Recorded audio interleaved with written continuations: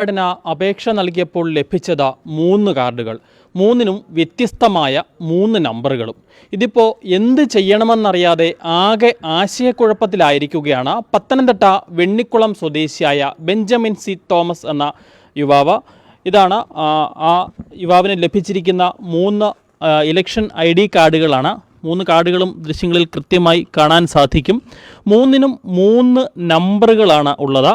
ഏറ്റവും മുകളിലുള്ള കാർഡ് അവസാനിക്കുന്നത് 843 എന്ന നമ്പറിലാണെങ്കിൽ രണ്ടാമത്തേത് 356 എന്ന നമ്പറിൽ അവസാനിക്കുന്നു.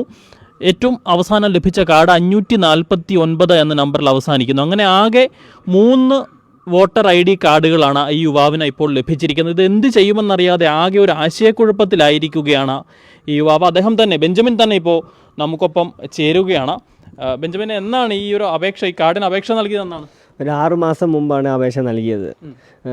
1 മാസം മുമ്പ് ഒരു കാർഡ് വന്നു, ആധാർ കാർഡ്, തിരിച്ചറിയൽ കാർഡ് വന്നു. അത് കഴിഞ്ഞ മാസം 2 കാർഡൂടെ വന്നു. അതിന് എന്ത് ചെയ്യണമെന്ന് അറിയത്തില്ല. ഒരു ആശയക്കുഴപ്പമാണ്. ബെഞ്ചമിന്റെ മാതാവ് ചേരുന്നുണ്ട്. 6 മാസം മുമ്പാണ് അപേക്ഷ നൽകുന്നത്. എൻ്റെ ഇളയ മകനാണ് 6 മാസം മുമ്പാണ് അപേക്ഷ നൽകിയത്. ഒരു 1.5 മാസം മുമ്പ് ഒരു കാർഡ് വന്നു. ഈ മാസം 10-ാം തീയതി 2 കാർഡും കൂടെ വന്നു. അപ്പോൾ ഇനിയും എന്ത് ചെയ്യണമെന്ന് ഞങ്ങൾക്ക് അറിയത്തില്ല. ഇനിയും വെയിറ്റ് ചെയ്താൽ ഇനിയും കാർഡുകൾ വരുമെന്നുള്ള പ്രതീക്ഷയിലിരിക്കുന്നു. ഒരു ശുഭപ്രതീക്ഷയിൽ കാത്തിരിക്കുകയാണ്. ആണോ?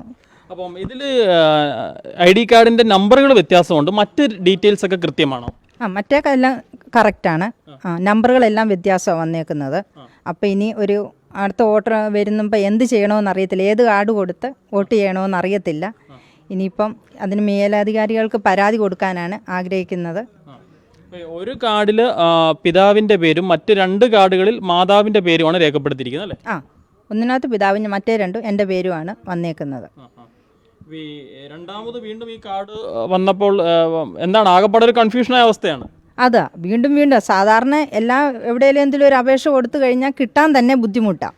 ഇതിപ്പം കൊടുക്കാത്തതും കൂടെ കിട്ടിയിട്ടുണ്ട്. എൻ്റെ പേര് വെച്ചാൽ എല്ലാം കൊടുത്തത്. പിതാവ് മരിച്ചിട്ട് ഇപ്പോൾ 8 മാസമായി. പിതാവിൻ്റെ പേരും വെച്ചിപ്പം വന്നിട്ടുണ്ട്.